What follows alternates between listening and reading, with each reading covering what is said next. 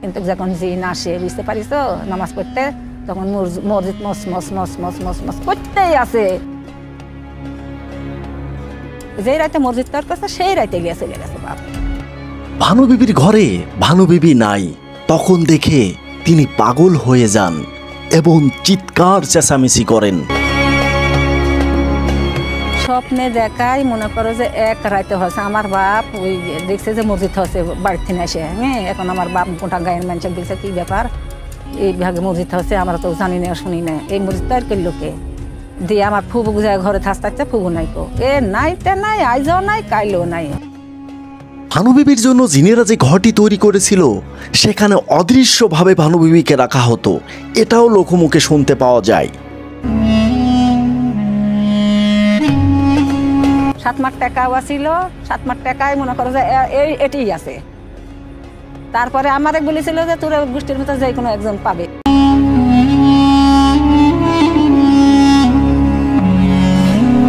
এই মসজিদটি এক রাতেই নির্মিত হয়েছিল। যেদিন এই মসজিদটি নির্মিত হয়েছিল সেদিনই এইখান থেকে একটি কন্যা সন্তান হারিয়ে যায়। আজও পর্যন্ত সেই কন্যা সন্তানকে খুঁজে পাওয়া যায়নি। এমনই এক হৃদয় বিদারক ঘটনা ঘটেছিল ঠিক এইখানেই। আজ তার আন্তপান্ত জানাবো আপনাদের, চলুন আমার সঙ্গে। বন্ধুরা, রাজশাহীর রসুলপুর গ্রাম থেকে সবাইকে শুভেচ্ছা জানাচ্ছি। আমি মোহাম্মদ জনি হাসান সবুজ। এখন আমি দাঁড়িয়ে আছি ঠিক মসজিদের দ্বার প্রান্তে, আর আজ আপনাদের জানাবো এই মসজিদের আন্তপান্ত এবং রহস্য। এখন যে মসজিদটি দেখতে পাচ্ছেন ঠিক কত বছর আগে এটি নির্মিত হয়েছিল তা কেউ বলতে পারে না।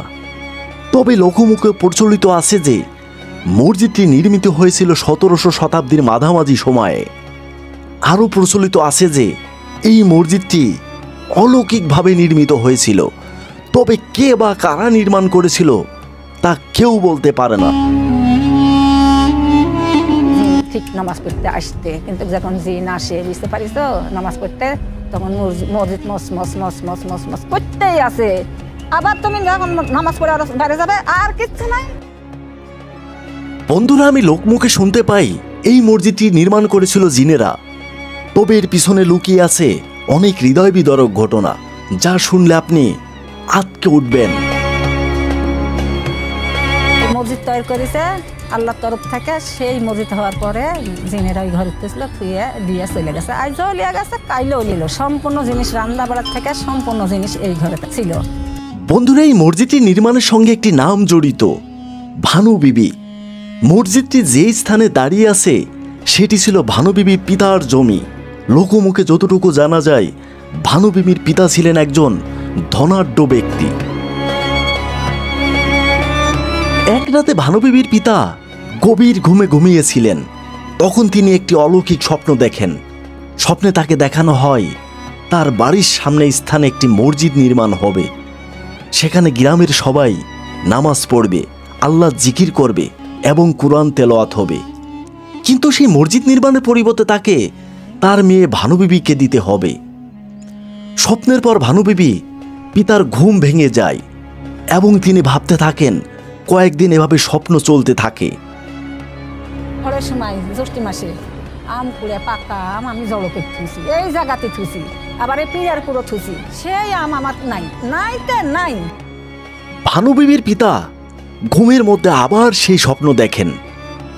তিনি তড়িঘড়ি করে উঠে এই স্থানে চলে আসেন। সেখানে মসজিদ নির্মাণের কথা ছিল। তিনি যা দেখেন নিজের চোখেও বিশ্বাস করতে পারেন না। 3 গম্বুজ বিশিষ্ট একটি সুন্দর মসজিদ নিখুঁত নৈপুণ্য নির্মাণ করা হয় এই স্থানে, যা এখন আপনারা দেখতে পাচ্ছেন। মসজিদটি দেখে ভানু বিবির পিতা হতবাক হয়ে গেল। তিনি বিশ্বাসই করতে পারছিলেন না যে তিনি ঘুমের ভিতরে নাই। এই মসজিদটি দেখতে দেখতে অনেক সময় পার হয়ে গেছে ভানু বিবির পিতার। যখন তার জ্ঞান ফেরে তখন তিনি বাড়ির উদ্দেশ্যে রওনা দেন। বাড়িতে ফেরার পর ভানু বিবির পিতা ভানু বিবির ঘরের সামনে দাঁড়িয়ে যান। কিন্তু যখন জিন আসে বুঝতে পারিস নামাজ পড়তে, তখন মসজিদ মস মস মস মস মস মস করতেই আছে। যেই রাতে মসজিদ তৈরি করছে সেই রাতে গিয়ে চলে গেছে বাপ। ভানুবিবির ঘরে ভানুবিবি নাই। তখন দেখে তিনি পাগল হয়ে যান এবং চিৎকার চেঁচামেচি করেন। ভানুবিবি সেই ঘর থেকে অদৃশ্য হয়ে যায়।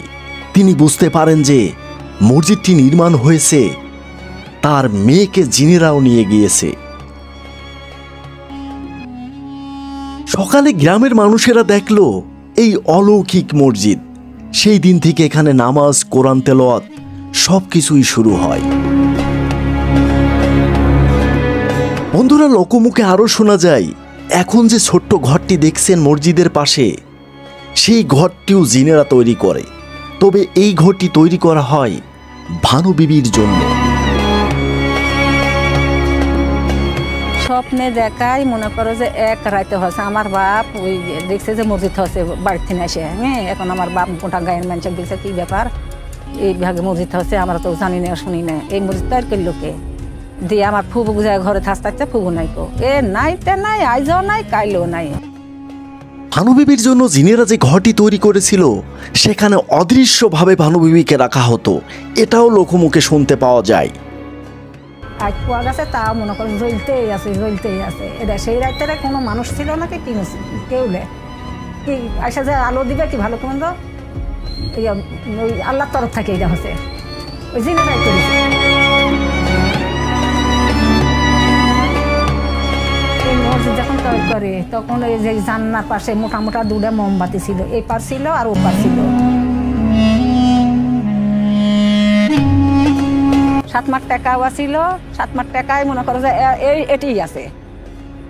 তারপরে আমারে বলেছিল যে তোর গোষ্ঠীর মতো যে কোনো একজন পাবে। বন্ধুরা, আশ্চর্যের বিষয় হলো এখানে রাতের বেলা কেউ ভয়েই আসে না এখন। ছিল ওদের ঘর ভিতরে না ছিল যে আলো হয়ে গেছিল, মোটা ঘর। অন্য মানুষরা দেখেছে আমার বাপেরা যে আলো কি হচ্ছে, আর এই আশপাশে অনেক দূর থেকে আলো।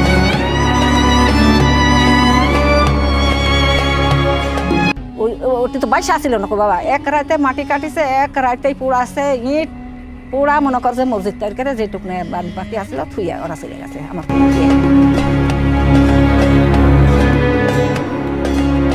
ওরা আবার ঠুবুকাই নে ওই ছোট ঘরে থুছিল, পাটা শিলের থেকে যা যা লাগবে সংসারে সমস্ত।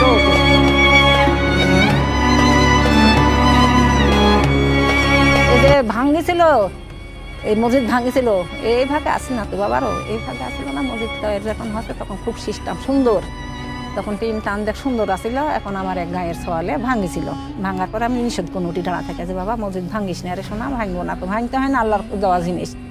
যে আমার কবার ঠিক করে যায় ভাঙলো, ভাঙার পরে তারপর কিছুদিন পরে বাপ 10 থেকে 12 দিন অন্তর ওই ছাদের উপর উঠেছিল, উঠলে পরে নিয়ে এলে যে ফেলা দিয়ে মাথা টাতা ফাটা, বুকের হাড় হোক কাটা, আজ লড়তে পারে না তো। বন্ধুরা, কালের বিবর্তনে সবকিছু শেষ হয়েছে। আজ শুধু এই মসজিদ আর ভানুবিবির ঘরটি ছাড়া বাকি সব কিছু ধ্বংস হয়ে গিয়েছে।